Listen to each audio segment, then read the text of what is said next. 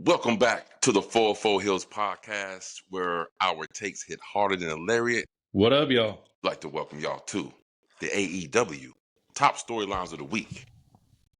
And we're going to start with the area of collision, which was one of my favorite matches of the week, was FTR versus the Bang Bang Gang. Yeah, good What match. did you think about this match? What did you see what is going on as far as, okay, these guys are going to be the ones who's winning because why they got to go on and face Brodito for the tag titles. What did you think about the match, and what do you think about the ending? Great match. It sucks. Bang Bang Gang is down a member right now. Actually, down 2 members. You know, the Gun and then my boy Jay White.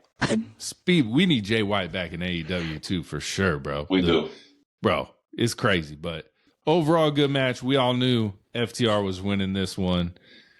I heard online that we're jumping to Dynamite a little bit. You know, their little promos that they're doing. Yeah, I saw people talking smack about it, bro, and I'm like, these are good I like when Dax does his thing, bro. These were great promos. Yeah, you talk about the little, like, what did they do? It was for like a Thanksgiving, a double Thanksgiving for Dynamite and Collision.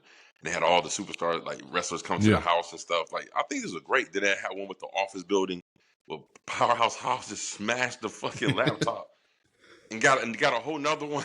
You know what I'm saying? Yeah. Like, these are good stuff, good production. These are very, come on, let's keep it real. This is very WWE-esque. Yeah, they're crossing over a little, touching a little. You know, we talk about it all the time. They steal a little, they steal a little. It makes both promotions better, y'all. Yeah. I agree. So we're going to keep this thing on Collision.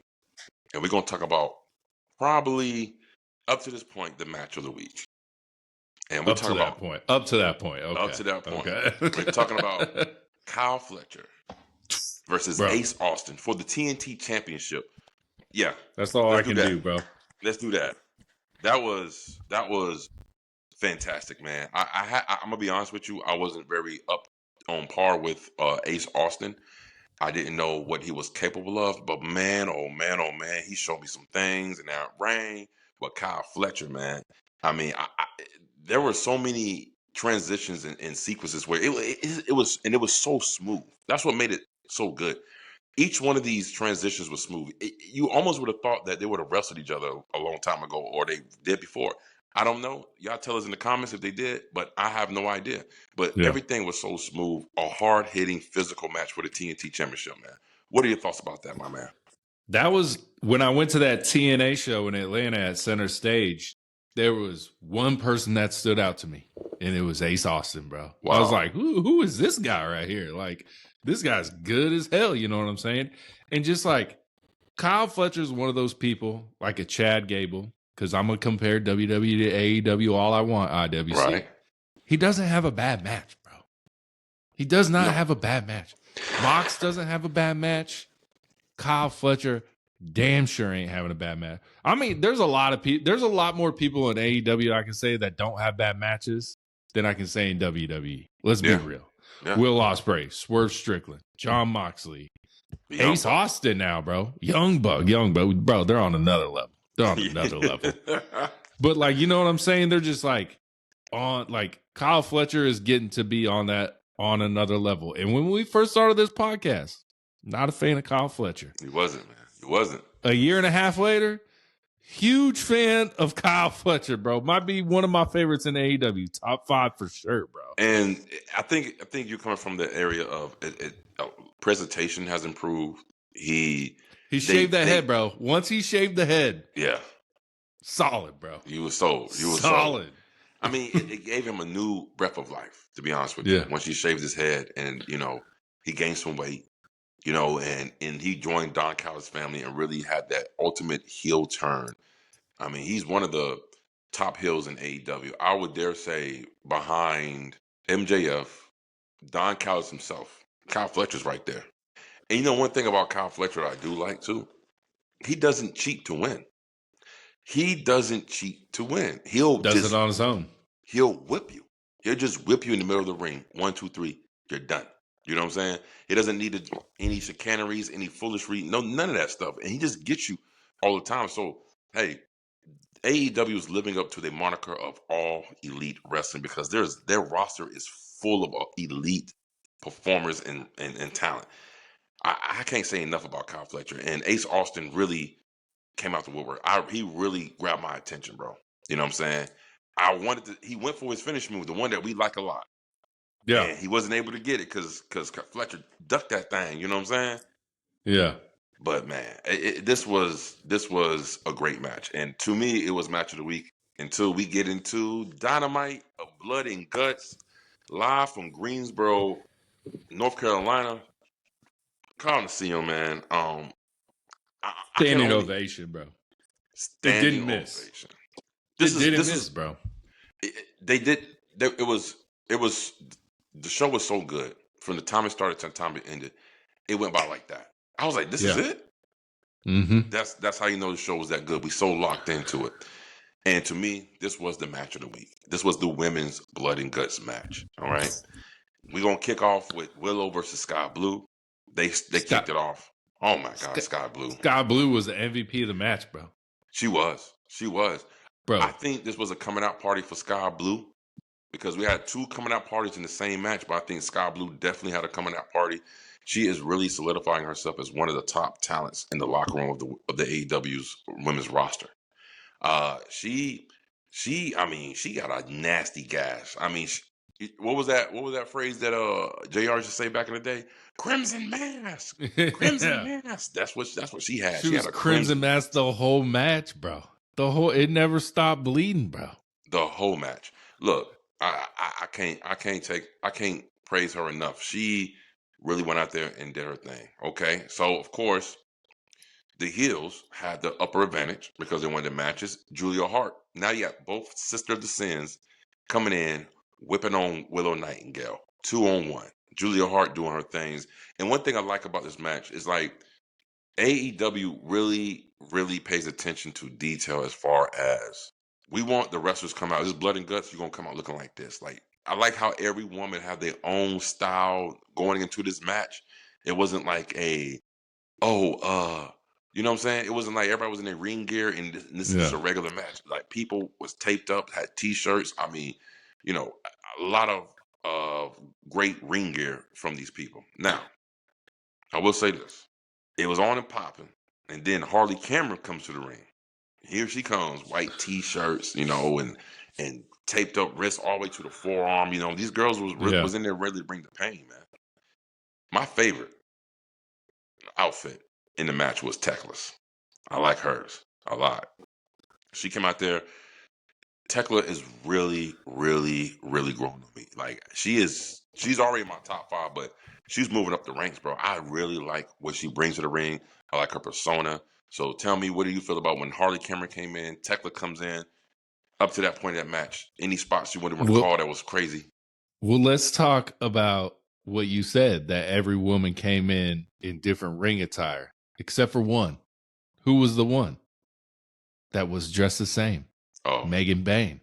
Megan Bayne and Mercedes Moné.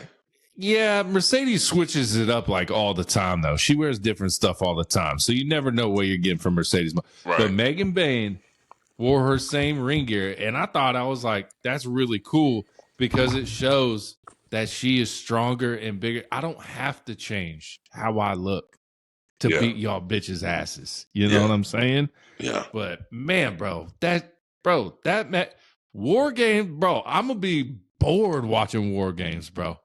How they gonna, bro?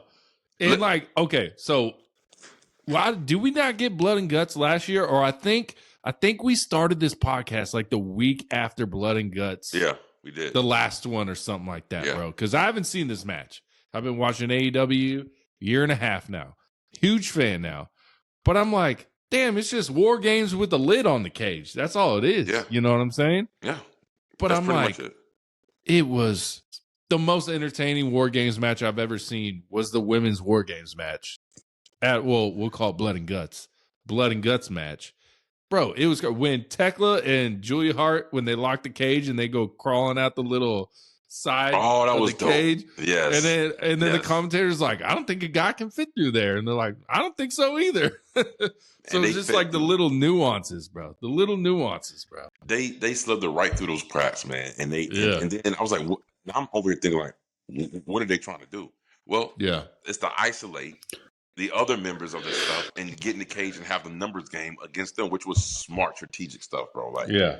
that was whoever produced this match put a lot of thought into this match, because after Tekla, we get Jamie Hayter and then we get Megan Bain. And like again, we're talking about Megan Bain's ring gear. I loved her ring gear. It was splattered blood on white stuff, and she came to the ring. Even Penelope Ford, even though she wasn't in the match, she still came out as if she was gonna be Yeah. part of the match, man. And man, I hate that she got hurt, because I really feel like the tag titles would have eventually went to those two girls. I just got this funny feeling. And Queen Amanada's hurt, but is she really hurt? Because that looks like the fake neck brace that you're trying to get like an insurance claim on, bro. You know what I'm saying? Right. That's when you're like, oh, my neck.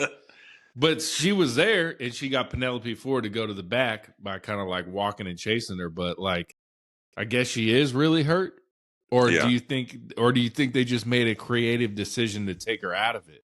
I don't know why. Yeah. I mean, I think it was to have that finish. We haven't got there yet, but that finish doesn't happen if Marina Shafir isn't in the match. Not Marina Shafir, Marina Shirakawa. That finish doesn't happen if Queen Amanada is. Right. Yeah. You're right. So I was like, I think they might have maybe taken Queen Amanada out of it so they can have this finish to the match. I don't know, though. This is all speculation. Okay, so like let's say even if she wasn't really hurt and they decided to do it, right? I feel like that would be an injustice to all of her hard work that she put in for 2025. I mean, this is probably her biggest moment, blood and guts, national TV, live on Dynamite. And they're gonna pull you just because you don't really fit in within the finish. I really think she is hurt, but I just don't know the extent of the injury. Yeah, you know what I'm saying? Sure. So I just feel like, and I do agree, if she was in the match, that finish wouldn't have came out that way, which made it even better. You know what I'm saying? Yeah. But I just feel like she is injured, but I don't know if it has anything to do with her neck that serious. Because if she was really neck strained like that, bro, she wouldn't be out there. Period. You know what I'm saying? Yeah. Because anything can happen. She had that little fake ass car crash neck brace on. I was like, what the? But I didn't even see her come out. Where did she come from? You know what I mean? It was.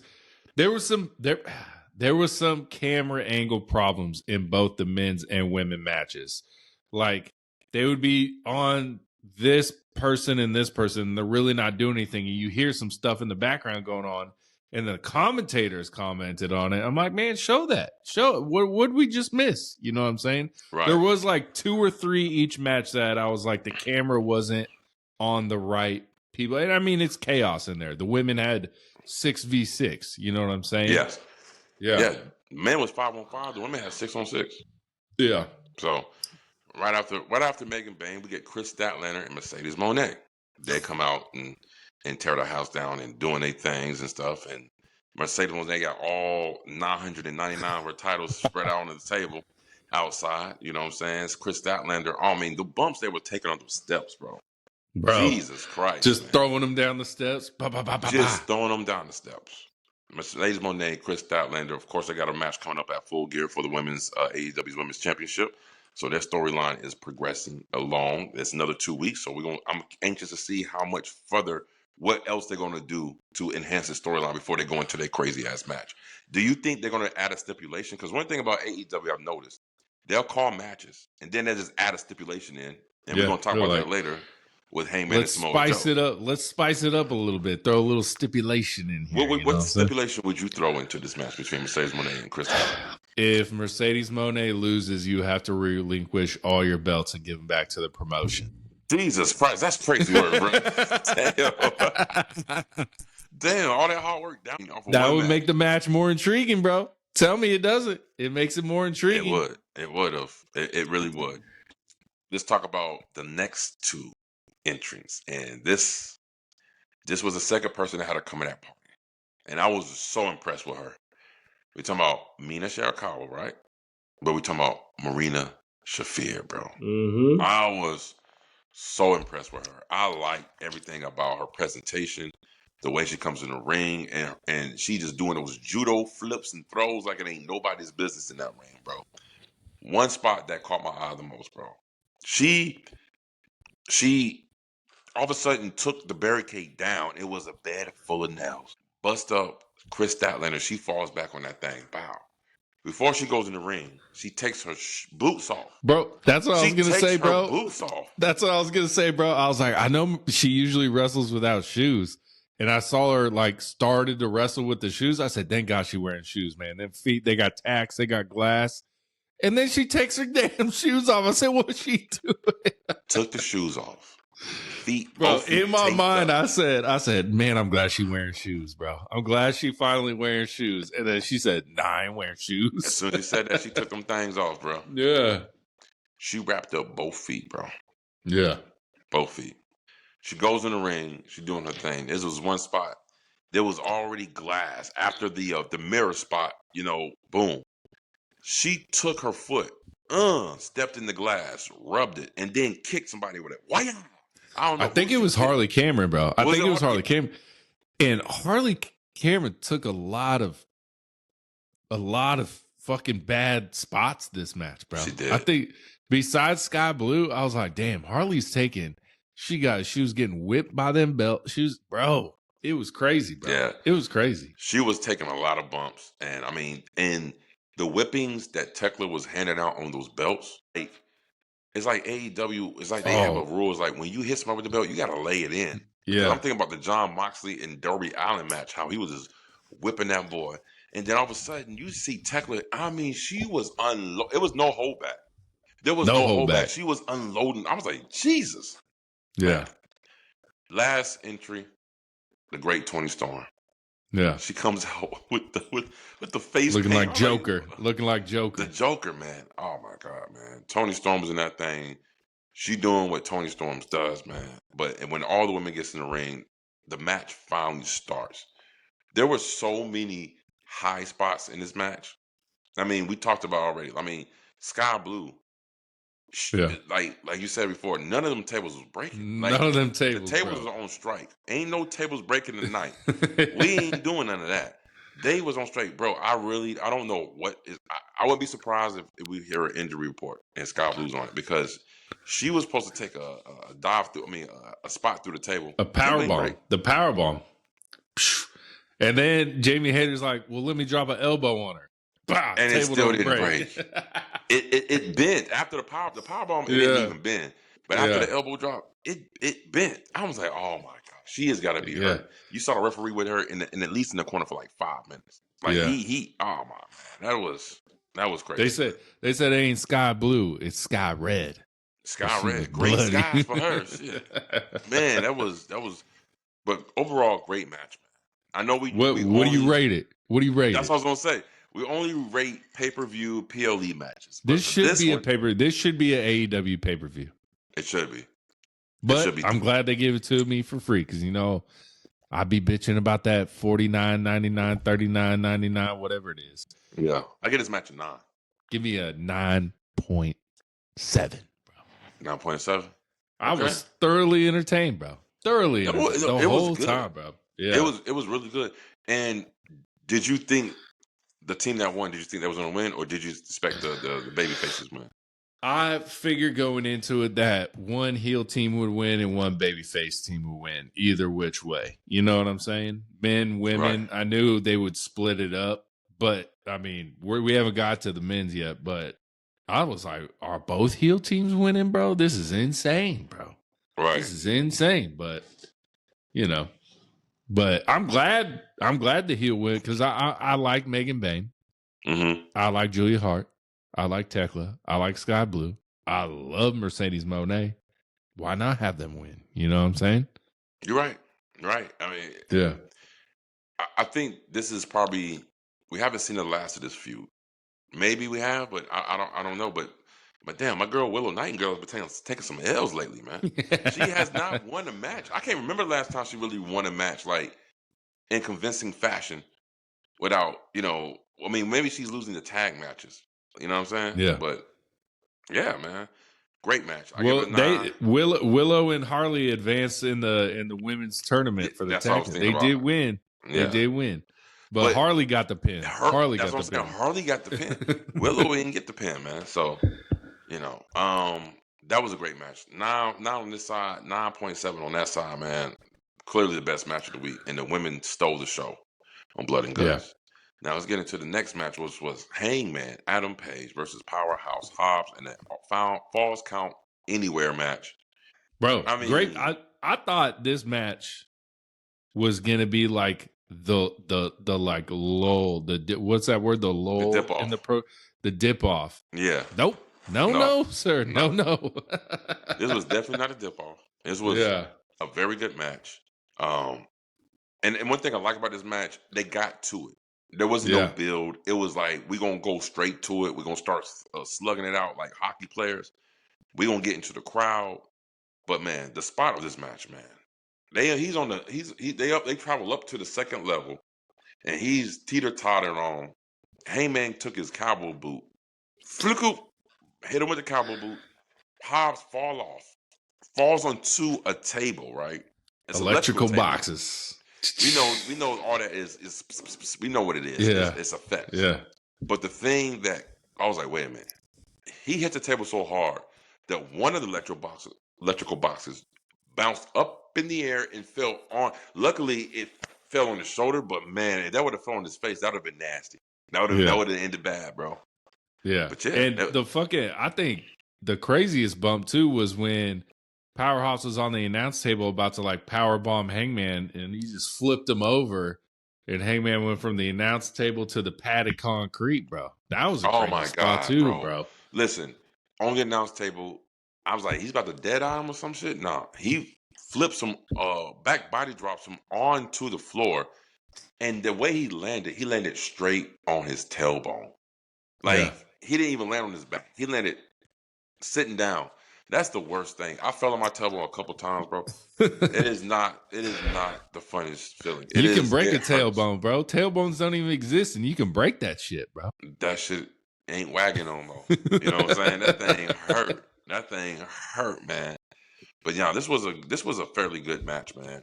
I like that it got to the point, and I think this was more of a match, storyline enhancer, because after the match, we get Samoa Joe, Shibata.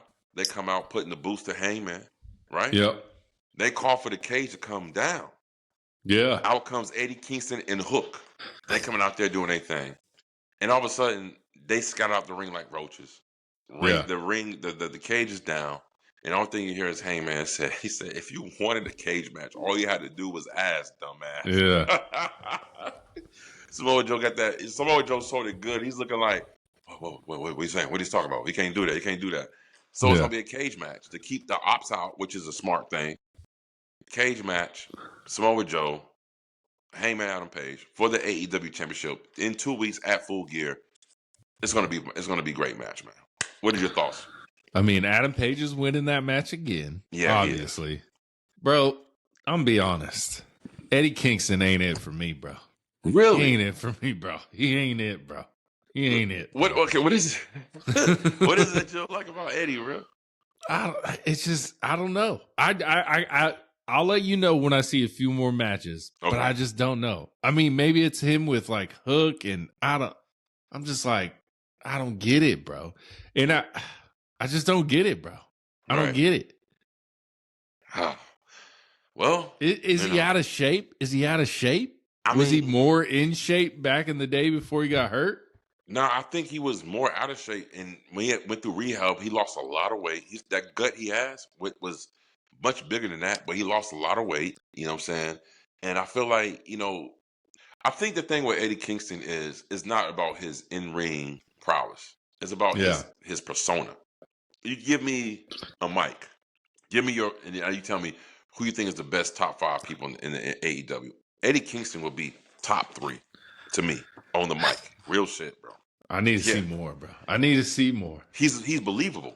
He's a believable. He's one of those around the way type of personas. You know what I'm saying? Like, he grew up on the block with his dude. He's not bougie. He's not Hollywood. He's just out here just trying to do what he needs to do and get by. I mean, he's a real one. So like honestly, he gave CM Punk's one of his best promos battles in forever, like It in was. all It time. was. That was a Yeah. great those two in the ring. It felt so real. You know what I'm saying? Yeah. So you And that's said what top three. Top three?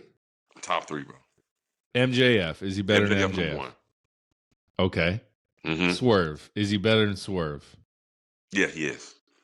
Really? Yeah, he's better than Swerve. Is he better than promos. Hangman? Yes, he's better than Hangman on promos. Samoa Joe. See, that's where it gets hard. You know what I'm saying? Yeah. Samoa Joe's good on the mic, bro. He's real damn good on the mic. But I'm going to have to give the edge to Eddie because he's got it. You know what I'm saying? Yonkers, New York. You know what I'm saying? He can tell Yeah. he's from a New Yorker. He got that flavor on him. Yeah.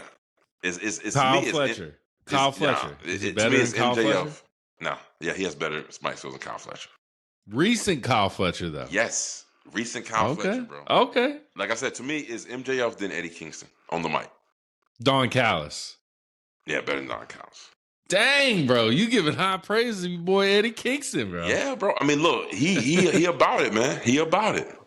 He about it. I mean, like I said, his mic skills he has that way to captivate you and to suck you in. Like with just how he talks and how for real he speaks. It doesn't seem like he's like running off the top of his head with like scripts or pre-jotted down notes or anything. It's like he's going out there freestyling off the top and it all flows good. So it adds a sense of realism to the promo, which is something that a lot of nowadays is not really there anymore. You know what I'm saying? So yeah, Eddie Kingston, number 2 in AEW. Number 2. Don't even say top 3. You put him number 2, big dog. Number 2s. I'm telling you, man, he's good. He's good. Give him some time. I think you'll like it. I think you'll like him. So let's talk about this little segment with Ricky the Dragon Steamboat, which was advertised to have Ric Flair Blue Energy Drink sponsorship right here.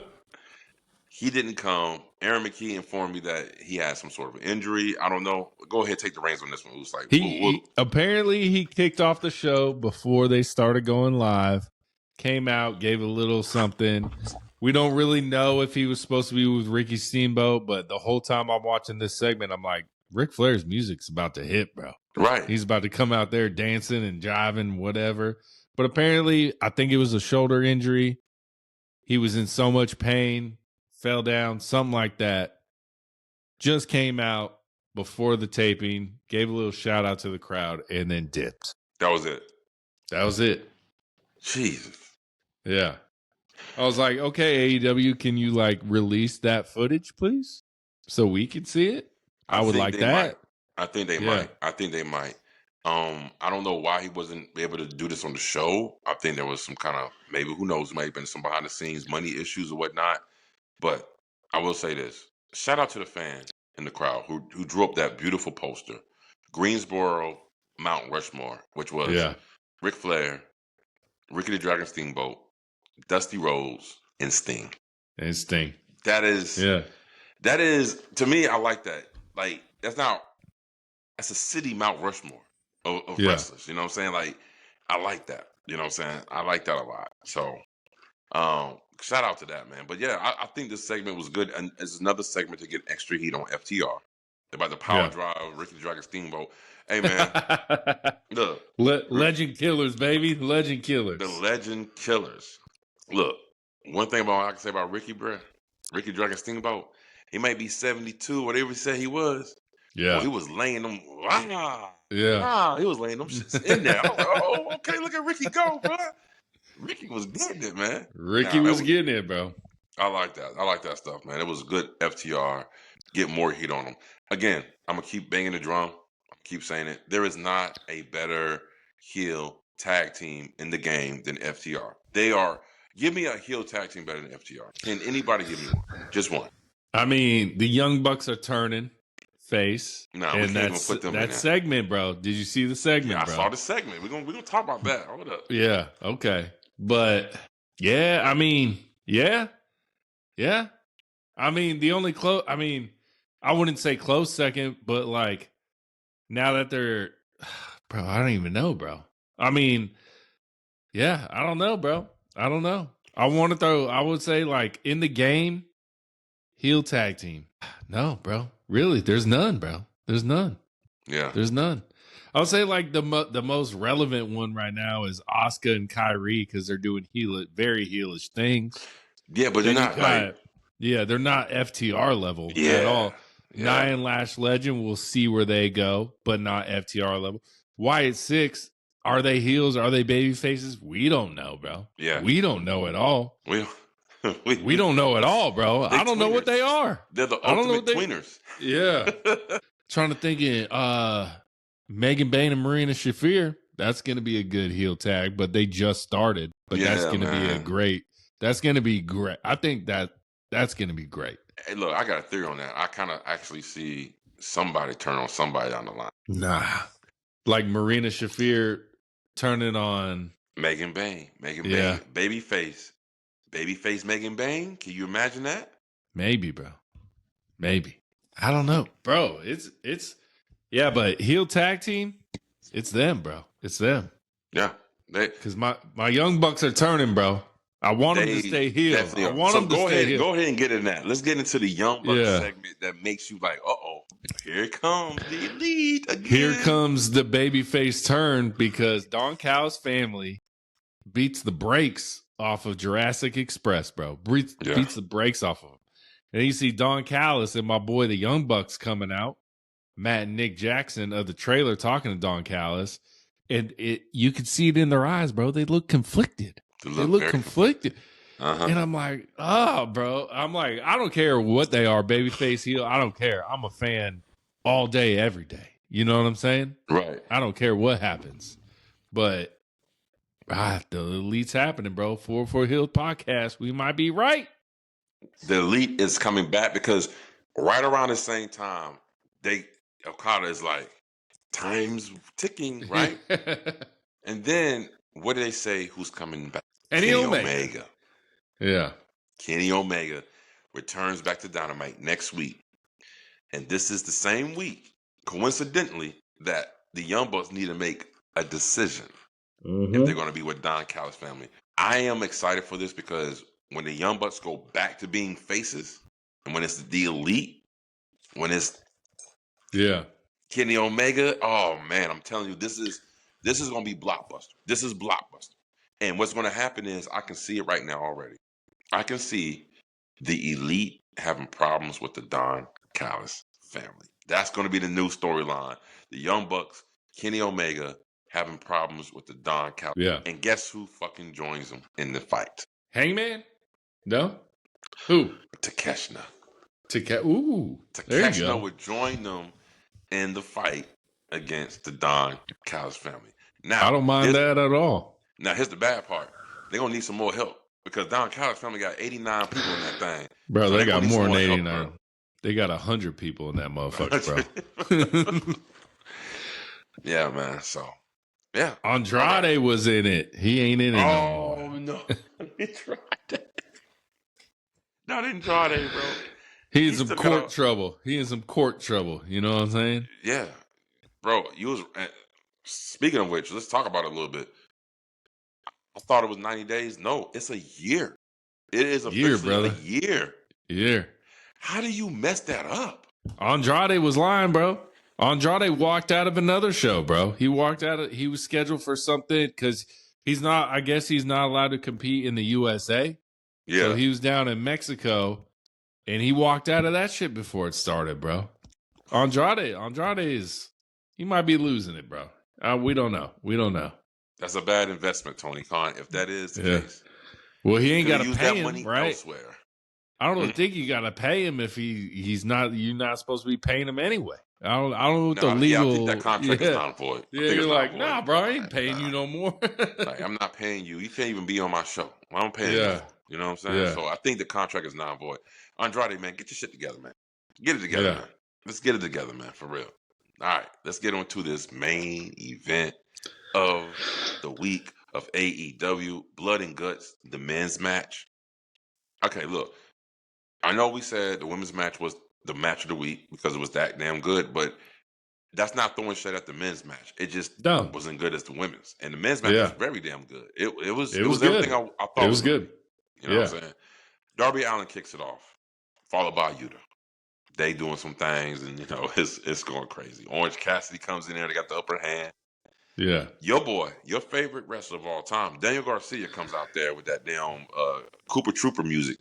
You know Wait, what what I'm the saying? fuck? He wearing some glove, bro? You wearing some black glove? What are you doing? Okay, I can understand the black gloves. What I don't understand is the COVID. Dr. Oh yeah, Fauci. the COVID mask. Dr. Fauci, what you doing, Dr. Fauci? I forgot he was wearing a COVID mask, and even the commentators like that Yeah. mask ain't gonna help him in the ring. Yeah, they're like, I don't know how's that mask supposed to help him in the ring, but okay. Terrible, bro. Terrible. He don't know if he's coming or going. Bro. He's Yeah. stuck between a rock and a hard place big time. Daniel Garcia is in the ring. Well, Mark Briscoe was supposed to come out as the next entry. Nope, that ain't happened because he's in the back getting jumped. Yeah. Jumped. We don't know who did it at first. They eventually tell. Roderick Strong says, "I'm gonna go ahead and go out." Okay, Yeah. he says, "I'll see you out there later." All right, Roderick Strong. Claudio Castagnoli comes out there. Oh my God, bro! All right. Then we get Kyle O'Reilly, which to me was a shocker. Right? Yeah. For him to be the pivot to how this match ends. Like I wasn't expecting him to get, you know what I mean, the win for his team. Yeah. Moxley comes out. You know what I mean? Moxley comes out. I thought he was gonna be the last one. He came out after Moxley. And then after Moxley, because they didn't have anybody else, Yeah. Pac comes out. Yeah. Even Then the comes announcer Mark said that Briscoe. about Mox. Even What? the announcer said that about Moxley. They're like, we didn't expect him to come out right now. We expected him to be last. Completely last. But you know what Mox likes to do? Wrestle. That's what he likes to do. Right. He loves to wrestle. He loves to get in that ring and get physical. Then comes Mark Briscoe limping out with weapons and all types of things, right? Just when we thought nobody else was going to enter this match, everybody's in there. Our boy, the unsung hero, we like this boy a lot. Gabe Kidd makes a fucking appearance. I was like, yes, Gabe Kidd took out Darby Allin with Pac. And this is when that crazy spot from the top of the entrance ramp, not the entrance ramp, the top of the entrance portal. They set up 2 tables, throw some lighter fluid on that thing, light it on fire. Damn! Darby Allin, his whole ass was on fire. That boy had to really stop, dropping. I know. I was like, he's still on fire. He's still on fire. That was good stuff, man. Gabe Kidd, man, I cannot wait till he's full-time at AEW. I cannot wait. Because right now he's still on the contract with New Japan Pro Wrestling. But I can't wait till he's full-time at AEW, man. I really can't. I like him a lot. He is. I like his persona. I like everything about him, bro. He is the this is how I want you to start. Just like Gabe Kidd. You know what I'm saying? So, all right, man. Here goes some spots in the match that we need to talk about. Orange Cassidy got his hands stapled in the pockets, bro. And then John Moxley is a fool because he tried to staple. All right, he stapled one hand and then he couldn't get the other one, so he stapled again. He falls down, and John Moxley, you see him going more. Yeah. John Moxley wasn't playing around. But before that, John Moxley just coming in with a fork, just forking everyone, bro. Just out of Kyle just O'Reilly, forking bro. everyone, bro. Yeah. Crazy stuff on that stuff, man. Those tables was not breaking at all. The one set up in the corner not breaking at all, bro. You had to get thrown at least 10 feet in the air for a table to break, bro. I mean, Claudio went through to try to put him through the table by himself. They couldn't do it, so they took 2 men to come through and spear him through the table. Then you see Mark Briscoe and Yuta on top of the cage. Mark Briscoe has a contraction, throws a hook down. They hooked up like 5 chairs. Yeah, bring them up, and I think they didn't plan this properly because the chairs were getting stuck. And you can hear the crowd when he actually got it. The crowd popped when he got the chairs over. Yeah, good stuff, man. This was a good match. What do you give this match right here overall? I gave it the women's a 9, so I'm gonna give this an 8.5. Yeah, I gave it like an 8.7. 8.7. Yeah, this was a good match, man. This was a good match. Dynamite was one of those shows that went so fast. Like I had no idea that there was only 3 matches on this show, and it was 2.5 hours, bro. Yes. Yeah. I had no. So I guess maybe I wasn't paying attention. Maybe it was an announcement, but this was a 2.5 hour show. But it banged from start to finish, bro. This was good stuff. And you talk about a good setup to go into Full Gear. This is the beginning. This is the road onto Full Gear. And this was good stuff, man. This was good stuff. Next week's show is going to be a Dynamite and Collision, 3 hours combined. 3 hours. Yeah. So it's going to be good stuff, man. But anything else you want to add on this weekly AEW top storylines? No, I'm good, bro. I'm good, bro. All right. Hey, guys, you know what to do. Like, comment, subscribe, YouTube or Spotify. And make sure you check out them 44 Heelz podcast. We're on up and coming. Same old thing, same time. Same Heel place, same Heel time. You know what to do. Until next time. Deuces, gooses. Peace.